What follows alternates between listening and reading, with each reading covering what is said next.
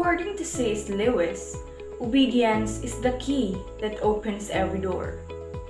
In the theory of moral development, the pre-conventional level is defined as the earliest period of moral development, wherein morality is externally controlled. Authority is outside the individual, and children often make moral decisions based on the physical consequences of actions. Although this level is considered as the least among the three, it plays a vital role in honing individual's foundation in his or her moral development. The conventional level is the second of Kohlberg's stages of development, which describes how moral judgment and reasoning evolve in people.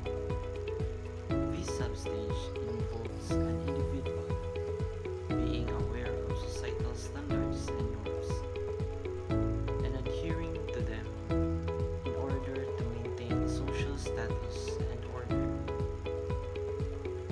At the conventional level, most adolescents and adults, we begin to internalize the moral standards of valued adult role models. The post-conventional, autonomous or principled level is comprised of two stages. First is the social contract legalistic orientation. To summarize its importance in human life and society, at this stage in moral reasoning, the individual understands that laws are made by people working together for the common good, and that these same people have the power to change laws if new demands or conditions occur. This stage of moral development also contributes a socially legalistic oriented society that promotes common good.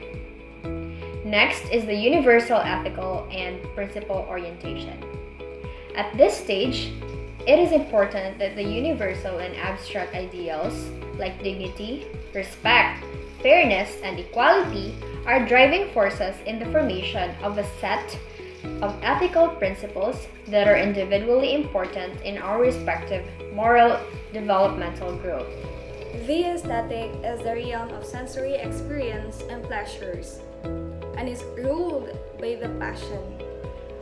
In order to maximize pleasures, one has to live the aesthetic life to the fullest.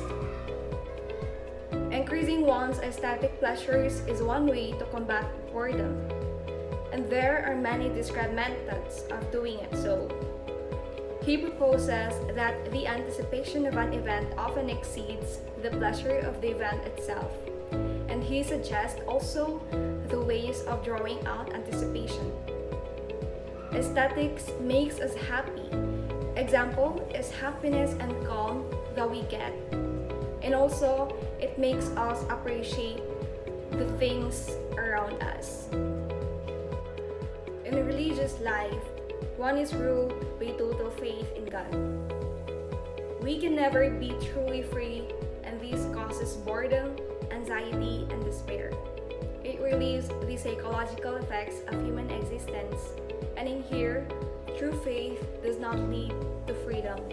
To make life worthwhile, he claims that we have to embrace faith in God, and it is necessary for us also to embrace the absurd. There are a lot of people that feel full within and with flowing thankfulness and knows that whatever life gives them, they know that with God they will never be alone. In the ethical sphere, this is where the individual sees themselves as part of something bigger than themselves. The individual will start to see themselves as part of a community and start understanding the social norms. It is called ethical because in this stage, the individual becomes aware of good and evil. They develop personal responsibility as well as commitment and responsibility to others.